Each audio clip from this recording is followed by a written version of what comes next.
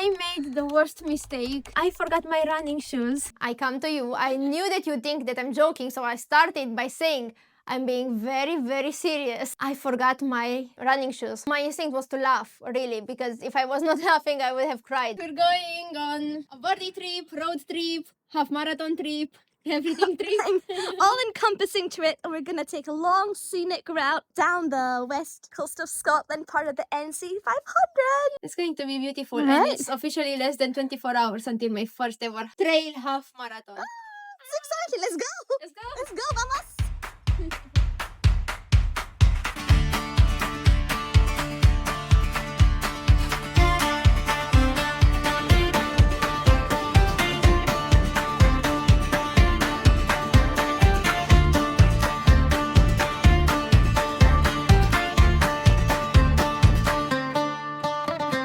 We're going on Laura's camping trip.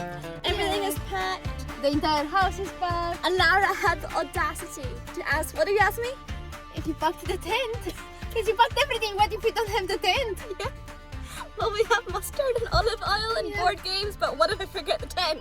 So what are we here for, Laura? Bananas. Bananas. Yeah. Bananas. Yeah. Bananas are absolutely essential. Why? They have like magnesium, iron, something. Maybe not that. They have potassium. Thank you to the camera girl. Yeah, so I'm going to eat half tonight and half tomorrow morning before the run. She will not share that. Isn't it crazy that this half marathon is not even a year before your first 5K? It's crazy because whenever somebody hears that I'm going to run a half marathon, they're like, wow, that's amazing and everything. And it is amazing, but I'm not an elite athlete, right? So it is amazing because it's going to be a very hard thing. But I want to say that anyone can do it because my first 5K that I was so scared for and so nervous, like the exact same feelings, maybe worse, it was in June 2025, so last year. And now it's May 2026, so it's not even a full year. And I'm doing a half marathon, which is crazy, but very doable, literally for anyone. Oh, wow. This is stunning. Oh my gosh. NC 500. This is our first stop. We're second after the supermarket. We went to a random market, right? A small market in Betty Hill Hall. It's very beautiful. The weather is absolutely perfect. And yeah, just enjoying the road. Another stop. I have no idea how this is called. We just saw it. And Tan Causeway. okay, like that. And we just saw it and we wanted to stop. It's wonderful. And the entire journey, the entire road, NC 500 is amazing. So I definitely recommend it. Next stop, perfect to have a little snack, which is going to be my cheese sandwiches from Tesco's. And yeah, it's so beautiful. It's a bit windy, but the sun is amazing. Another stop, Smoke Cave. This is the viewpoint, and we are going to go down there. So nice. NC 500 was a great idea because the road was stunning. It was really like a journey. It wasn't a commute. It was a journey that was meant to be enjoyed. I'm eating the mini breadsticks and some parmesan that I cut this morning. Delicious. Great snack. We have arrived at our destination. And it looks amazing. We're gonna camp out here, aren't we? Adventure begins. The tent is getting done. Then we have this little stove. So I'm going to warm up some rice, white rice for the carbs, and some teriyaki tofu that I made this morning. I've made the tent. Ta-da! How do you visualize tomorrow going with your strategy? My strategy is to power hike the inclines and then to run flats and downhills. Stop from time to time to do some stretching, you know, so I don't get any lower back pain or whatever pain.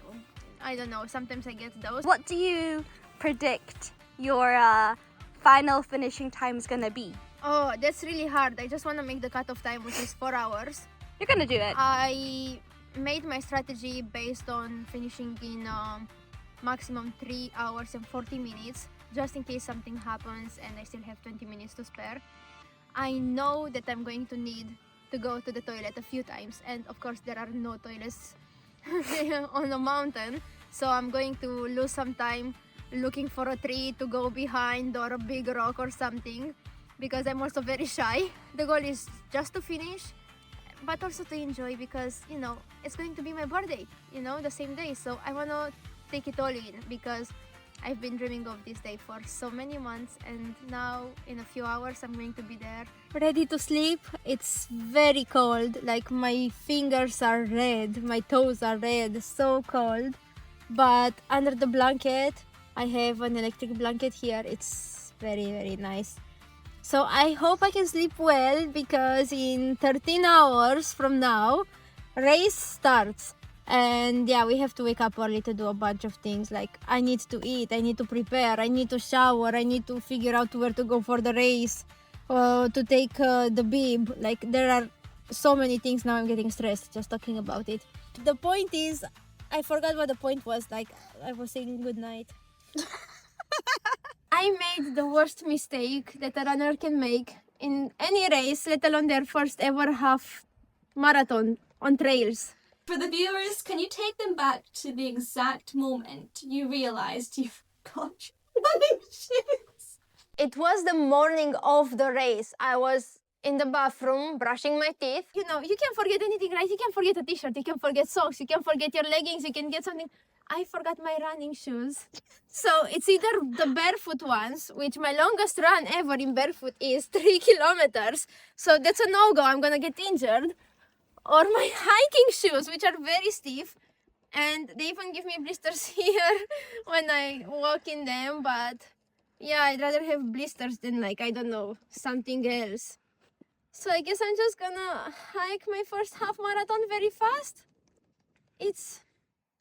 I'm very scared right now. This couldn't go any worse. I have my barefoot running shoes, I have my hiking boots. Two not very ideal options, but I had to choose. And you know what? It was a great choice having the hiking boots, even though probably they were much, much heavier than my Nike Zegamas, because, you know, as you're going to see, the weather was shit. And the terrain was hard and really rugged in some areas, so having the hiking boots was not that bad. About to go running! About to go running! I'm so excited, I'm so nervous.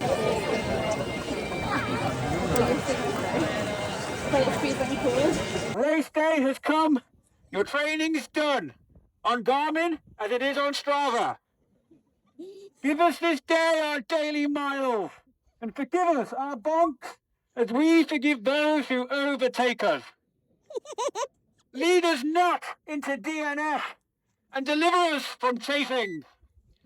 For thine are the PRs, the VO2 max, and the medals. Forever and ever. Or at least the next 13.1 miles. Amen.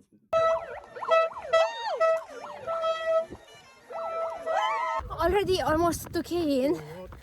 My heart rate is pretty high because it's a lot of uphill, but I've been power hiking the uphills. I'm doing well. I'm towards the bottom of the pack, but I'm ahead of my pacing strategy by 5 minutes right now, so happy with that. Let's go. So far so good, it's not that hard. A few moments later. This is getting disastrous, but the way I see it, I don't see it like I'm gonna run the 21K.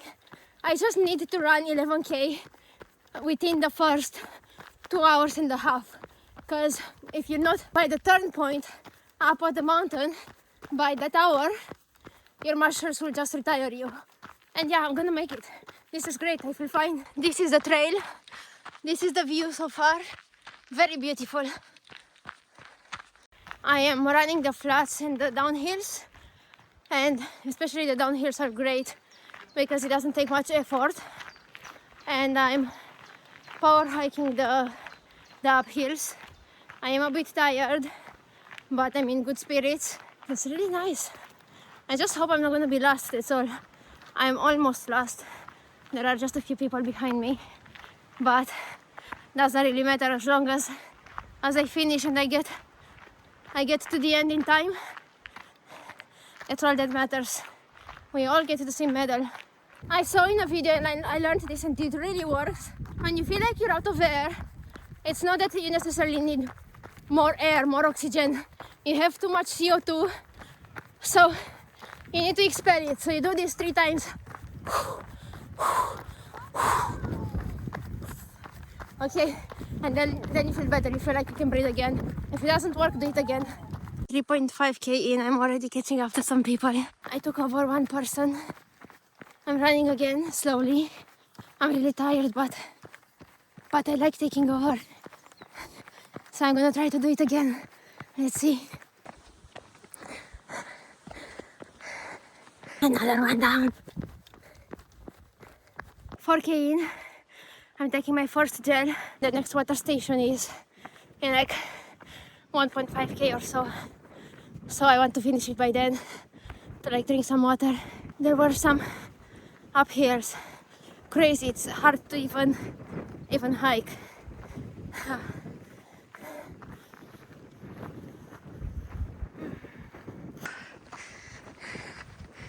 Look at this. This is crazy. I don't really regret having my hiking shoes right now. 5k and I stopped to apply some Vaseline because, yep, I need. Alright, already had my first water stop. Right after I applied Vaseline, I refilled my flask. It wasn't completely empty anyway, but still. I know I'm just filming, myself, and it looks like I'm me by myself, and it can be very lonely, but it's actually not. Most of the part, I'm running by myself, of course, but you have these brief interactions when you're passing somebody or they're passing you, and the conversations are like really meaningful because it's strangers supporting each other. I told some people that it's my birthday. They wished me happy birthday. Then I passed another woman. I think she heard, so she wished me happy birthday when I passed her. Look at that, look around. Where am I supposed to go pee? Oh my goodness, he's so fast, he's coming back already. Number 1! You too! Oh my goodness! I'm just not even 6k in. And he's already coming back. Wow! I am overall ahead of pace by 13 minutes. That's really, really good. Up there is the pace for this kilometer. The 8:22 is my actual pace right now. And every kilometer it changes. I'm using the Pace Pro planning strategy from Garmin. It's free. My left arch is starting to hurt a bit. Normally my right arch has problems, but I taped it with KT tape. Well done. And it's fine. The right one is fine. But left one, no, not so much. 7k done. Ooh, what is this? Oh! Okay. This is a bit hard. And it's really cold. My chest is cold, my back is cold, my neck is cold. But still optimistic, still staying positive that I can do it. My left heel has so much friction. It hurts so bad. Doesn't matter, I'm still gonna do it. I'm like 8.5 kilometers in and I'm eating these gummies. Overall, I'm still ahead of pace. But I'm getting tired and cold. I'm so cold. And my left heel hurts so bad because of the friction from the shoe. I put lots of Vaseline, but yeah. How am I supposed to run like this? Oh my goodness, this is crazy. This is absolutely insane. Insane. Oh. Okay. Going downhill, my heel doesn't hurt so bad. Going uphill, it hurts so bad. Uphill coming. Bye bye.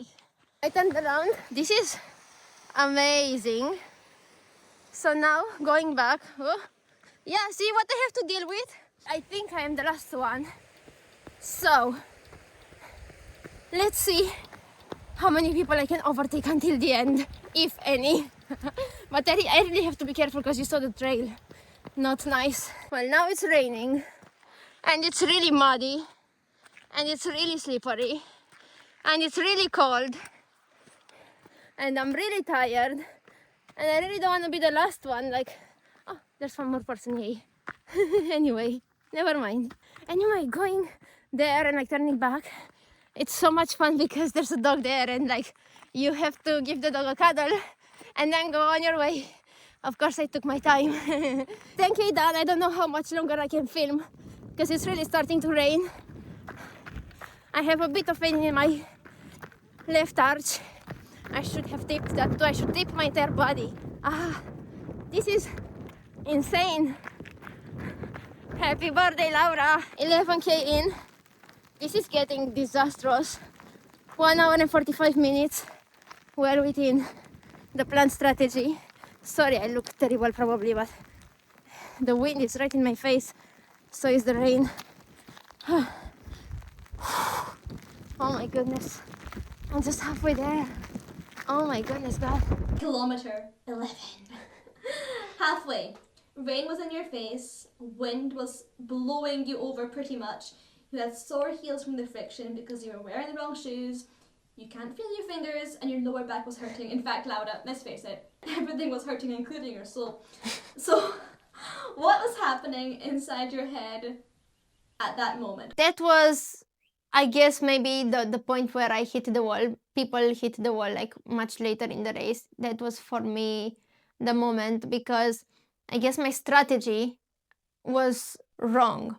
In my head, I thought the turning point is the midpoint, which was wrong. The turning point was 9K. That was the first thing that threw me off because I was turning and that wasn't even the halfway. My first 9K were excellent, right? Because in my head, the race was between the starting point and the turning point. I did that distance before. That was the race in my head.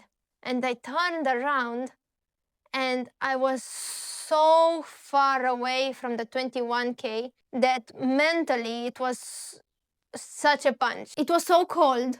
Like I still managed to take my phone and film because I started this project, right? So I really wanted to see it through. You know when you're so cold that you cannot grab, like now even thinking about this was so hard. I cannot feel my fingers anymore. It's so cold. It's so windy. It's hard to even run because it's so windy and rainy. And I'm in pain. My lower back is starting to hurt. And my heel. Just so.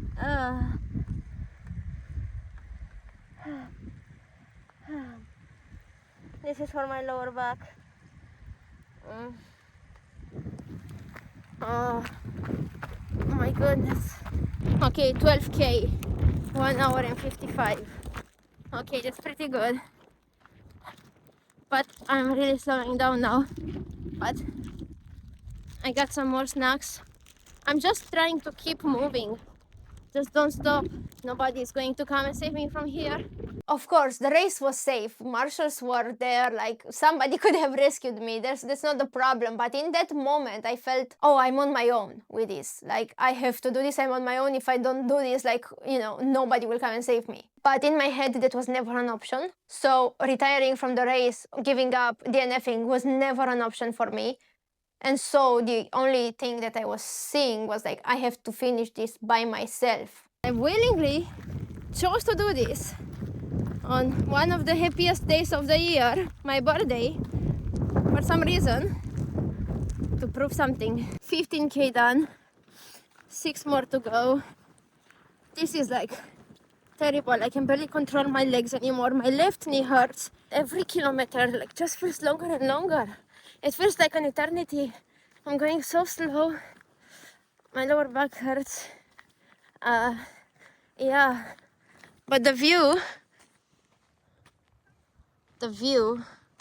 is really nice. Less than a park run to go. I'm just suffering at this point.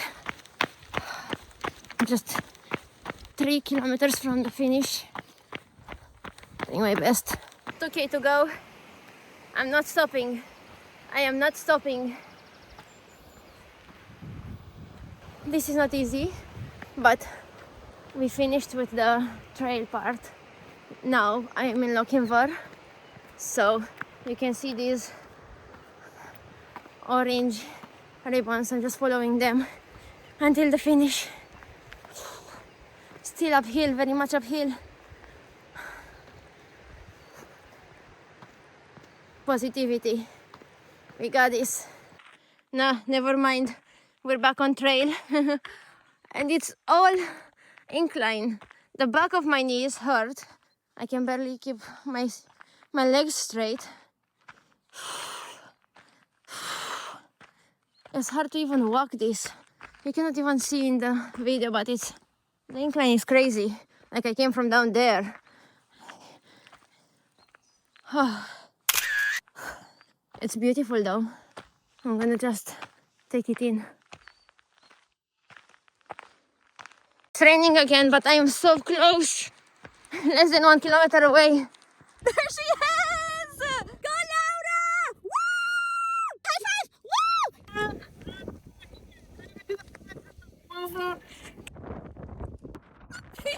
Yes! Yes! Woo!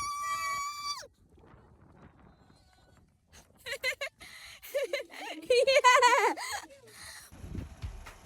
Da, da, da, da, da, da, da. Thank you! Well done! I did it! I did it! This was the worst experience of my life and a nightmare, but I did it. You would normally think that you cross the finish line and you feel such happiness and pride and yeah, you're celebrating and everything, and you did it and it was so hard and you got the medal, right? In reality, I didn't feel anything. I just was like, okay, this is done, let's just go. Now I feel all that pride and all that power and all that joy and all that sense of achievement, but I didn't feel it crossing the line. But now it's a different story. I'm super happy about it and I want to do it again next year. Fish and chips for the win. Everything hurts. I want to cry, but I feel a bit better. Thank you for getting a spoon. I want to retire from my running career. It's not Laura runs barefoot, it's Laura rests barefoot from now on. I don't want to take a walk ever again. It's just being truthful. If it was for the pain, okay, that's fine. But it was so wet and so cold.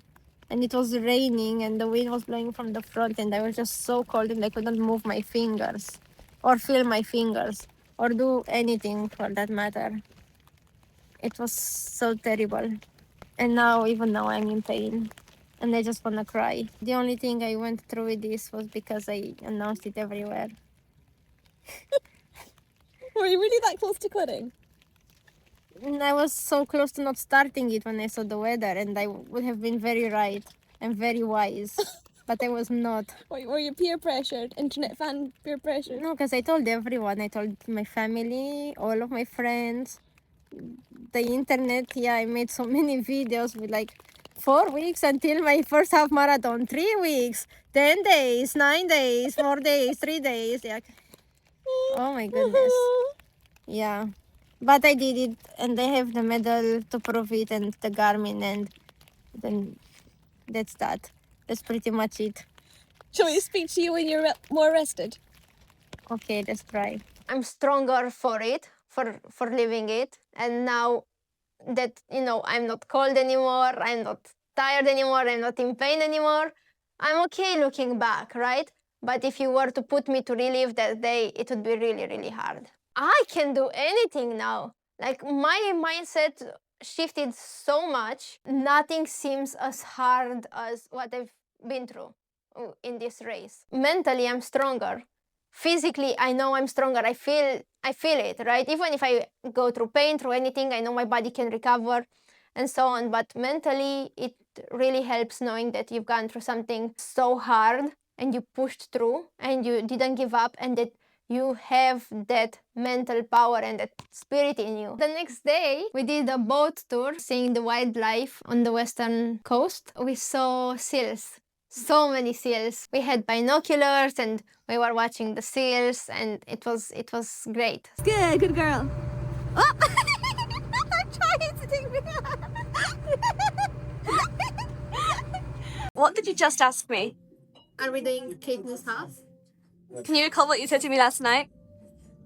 That I will never take a step to walk again or never go outside. Yeah, I didn't want to ever, not even walk again. I didn't want to go out again. And then a day later, you're like, Well, you know, there's Katniss half marathon. Normally, you think that the day after, you're in a lot of pain. And yeah, I was sore, but it was nothing I haven't felt before. It wasn't that bad. I mean, I felt the same way after my first 5K, right? Because that was my level of training. I felt the same way after my first 10K, because again, that was my level of training. And now I felt the same way the day after a half marathon. But what surprised me most was the same day after the half marathon, I was in so much pain. My legs were in so much pain somewhere inside. It wasn't even muscle pain, it was somewhere inside. I don't know. It felt like it was the bones, the tendons. I cannot tell you exactly what it was, but it was hurting so much to just lie down, to just do nothing, right? To just fall asleep.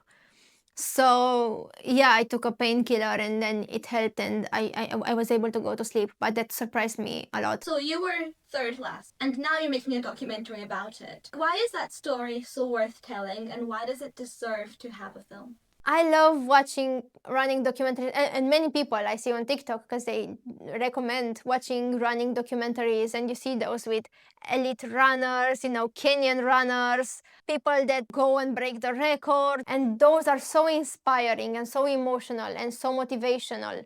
And here I am being third last with all my struggles. You know, maybe it's a different audience that will watch my documentary, but yeah, I think it's important for people to see, you know, like it's great to see greatness, right? But it's also great to see a normal person doing something great. For me, it's great, right? You see very similar struggles, even though we are at such different levels. Maybe it motivates somebody that hasn't started running yet or is just working towards their first 5K. They see that it can be done. So what did that mountain teach you that you couldn't have learned any other way? It gave me some adversity in my life, which to a degree as a human is good to have because it pushes you. It pushes you to become stronger, a better version of yourself, to dig deep. All I am saying now are words, and words are just words, right? You have to go through it and feel those emotions and feel that hardship and see then how you transform, because I guess we will all have different transformations, but yeah, me just talking about it won't really help anyone. It's just a story. It's a story that has been told many, many times, and you will not truly understand it unless you go through it. You're not watching a movie or you're not watching a documentary. You are the documentary. You are the hero that has to go through it and has. It's not like you're watching somebody anymore. You are that somebody that's doing it. Well, thanks for watching. Bye.